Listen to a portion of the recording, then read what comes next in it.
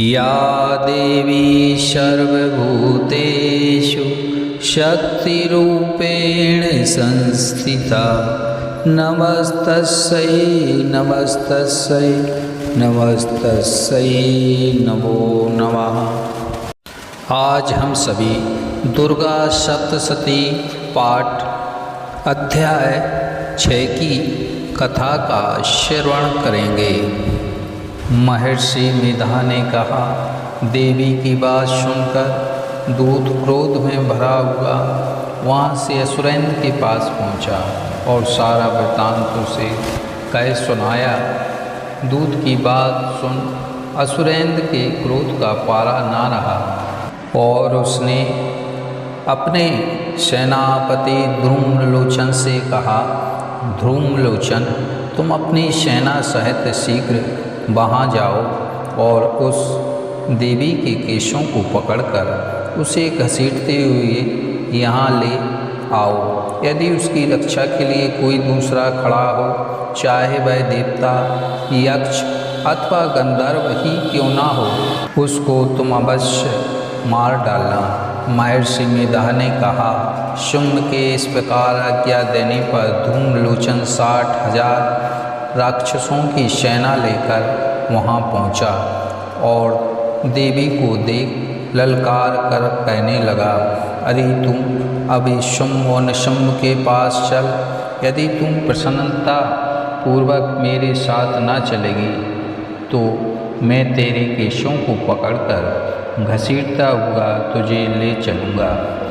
देवी बोली, असुरेंद्र का भेजा हुआ तेरे जैसा बलवान यदि बलपूर्वक मुझे ले जाएगा तो ऐसी दशा में मैं तुम्हारा कर ही क्या सकती हूँ। महर्षि मेधा ने कहा।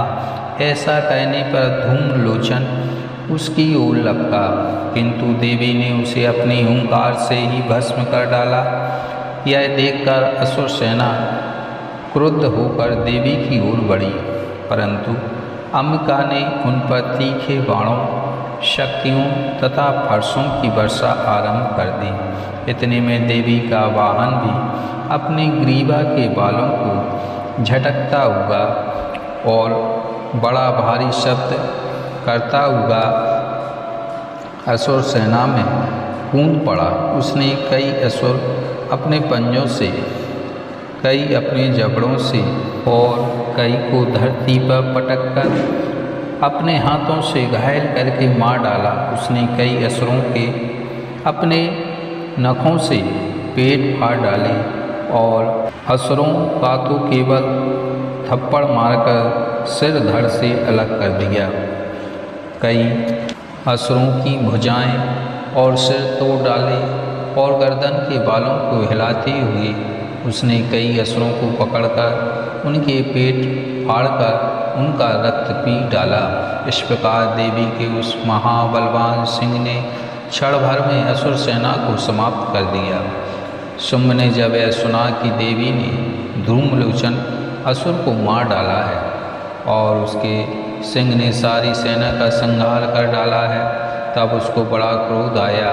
उसके मारे क्रोध के ओंठ भड़कने लगे और उसने चंड तथा मुंड नामक महाअसुरों को आज्ञा दी, हे चंड, हे मुंड, तुम अपने साथ एक बड़ी सेना लेकर वहाँ जाओ और उस देवी के बाल पकड़कर उसे बांधकर तुरंत यहाँ ले आओ। यदि उसको यहाँ लाने में किसी प्रकार का संदेह हो तो अपनी सेना सहित उससे लड़ते हुए उसको मार डालो और जब वह देवी और उसका सिंह दोनों मारे जावें तब भी उसको बांधकर यहाँ ले आना। बोलिए श्री शंकर पार्वती भगवान की जय।